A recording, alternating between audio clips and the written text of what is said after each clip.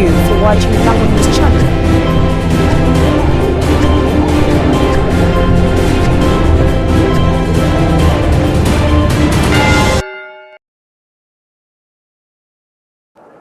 In the story of Uganda's journey to freedom, one name stands out as a symbol of vision, courage and national unity: Dr. Milton Obote. At a time when colonial powers still held firm control and Ugandans were divided by region and kingdom, Obote emerged as a unifying force who believed independence must belong to all Ugandans, not a privileged few. Through his sharp intellect, diplomatic skill, and unwavering nationalism, he built bridges across ethnic lines, formed the Uganda People's Congress, and led historic negotiations that delivered Uganda's independence on October 9, 1962. His legacy remains that of a determined leader who guided the nation from colonial shadows into the light of self-rule.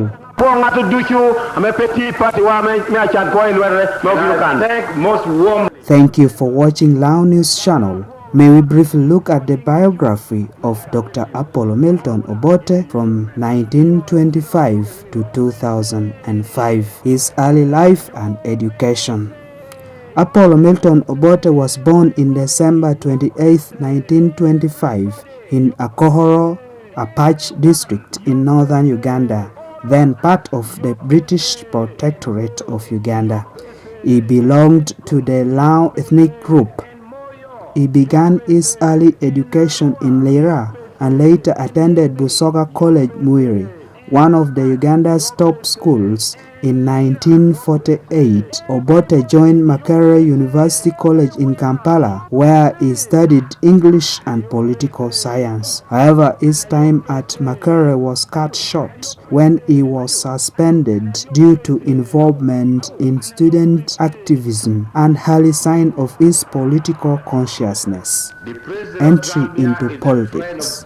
After leaving Makerere, Obote worked briefly in Kenya during the height of the Mau Mau rebellion, where he was exposed to African nationalist movements that sought independence from colonial rule. Returning to Uganda in the mid-1950s, Obote became active in the emerging nationalist politics, joining and later helping to form the Uganda National Congress (UNC), the first major political party pushing for independence.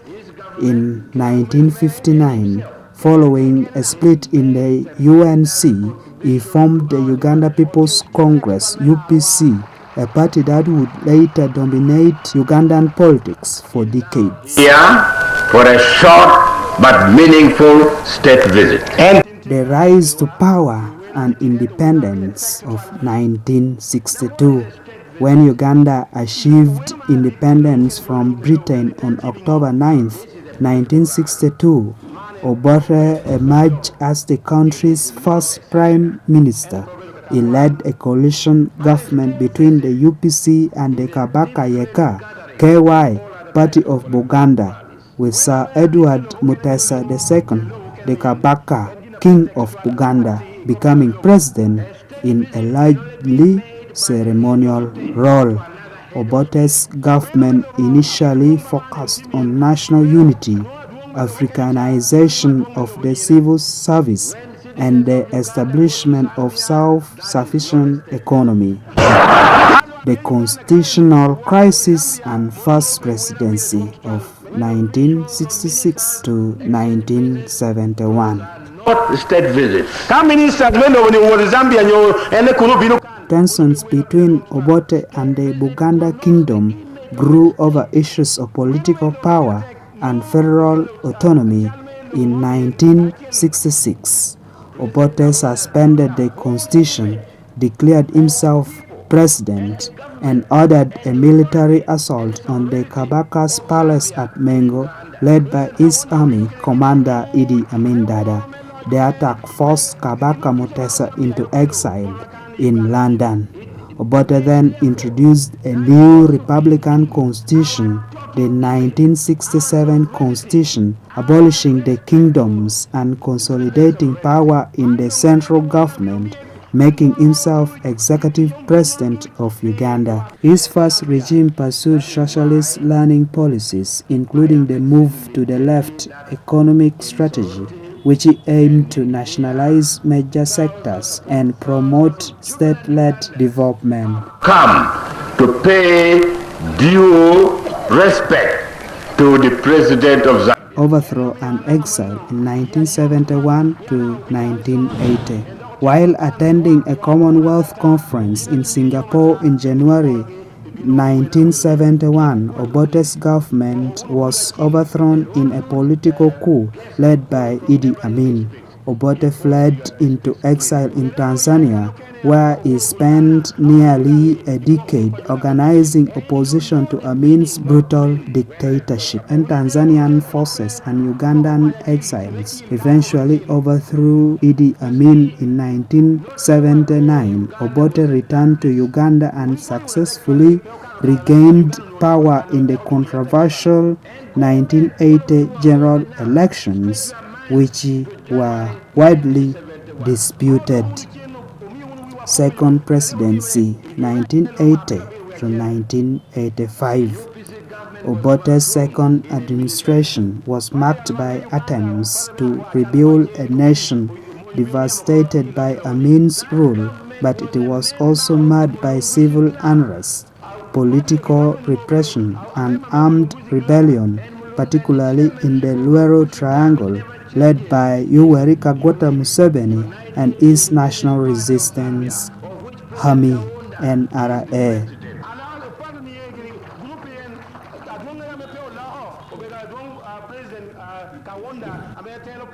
Although Obote tried to restore stability, allegations of human rights abuse and mismanagement severely damaged his reputation. In July 1985, his government was overthrown again, this time by his own army generals, led by Tito Okello Lutwa. Final years and death. After the 1985 coup, Obote fled once more into exile, this time in Zambia, where he lived quietly and largely withdrew from active politics. He remained the symbolic head of the Uganda People's Congress, offering occasional commentary on Ugandan affairs. Dr. Apollo Milton Obote died on October 10, 2005 in Johannesburg, South Africa, at the age of 79. His body was later returned to Uganda for a state funeral, and he was buried in Akohoro in Apache district. Legacy. Obote remains one of the most controversial figures in Uganda's history. Supporters view him as a visionary nationalist who fought for independence, unity, and economic self-reliance. Critics remember him for authoritarian rule, suppression of opposition, and policies that deepened regional divisions. Is in the unity of Uganda. A party that believes in the quality of the people of Uganda. Despite the controversies, Obote's influence on Uganda's political landscape is undeniable. Respect of tribe and respect of religion. He was central in shaping the early structure of Uganda's post-independence state and politics.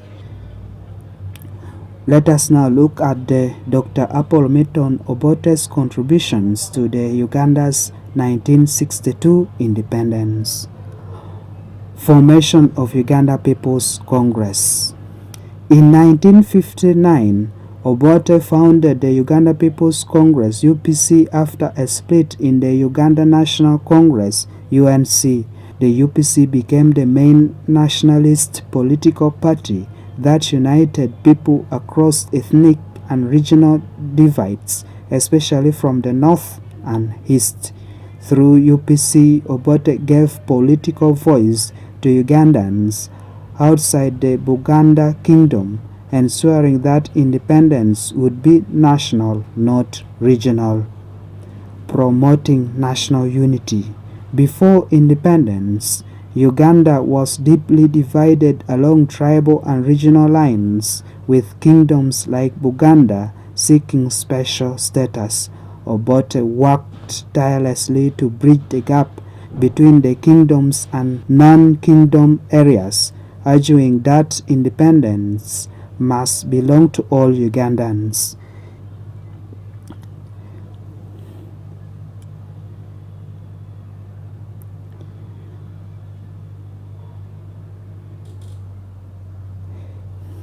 His political alliance with Kabaka Yeka, the party representing Buganda Kingdom, was key in forming a coalition government that led Uganda into independence peacefully.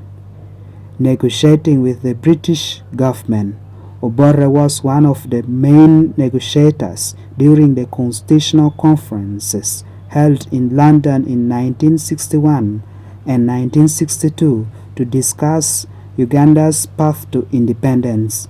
He represented nationalist interests and pushed for full self-governance, ensuring Ugandans took control of their own political and economic destiny. His diplomacy and calm leadership helped convince the British to grant independence on October 9, 1962, building national government framework.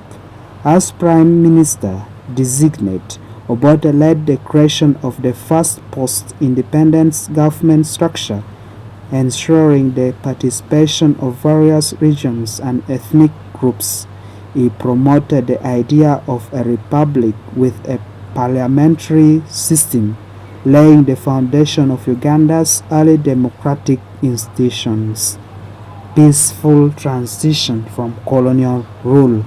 Unlike some African countries that gained independence through violence, Uganda achieved independence peacefully, largely due to Obote's moderate and diplomatic leadership style. He emphasized negotiation, inclusion, and compromise rather than confrontation with the British or other Ugandan leaders, championing African nationalism. Obote was one of the leading Pan-African voices in East Africa, supporting independence movements across the continent. His speeches and actions inspired confidence among Ugandans that they could govern themselves without foreign control. He promoted the idea of Uganda for Ugandans, encouraging self-reliance and national pride, serving as Uganda's first Prime Minister. On October 9, 1962, when Uganda officially became independent, Obote became the first Prime Minister of the new nation. His leadership symbolized the success of independence movement and the start of self-rule.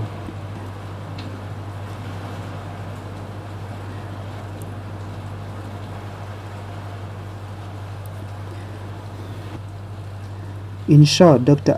Milton Obote was the first chief architect of Uganda's independence movement, uniting diverse political groups, negotiating with colonial powers, and leading the country into a peaceful transition to self-governance in 1962. Thank you for watching Lango News Channel. I am Denish Ongora.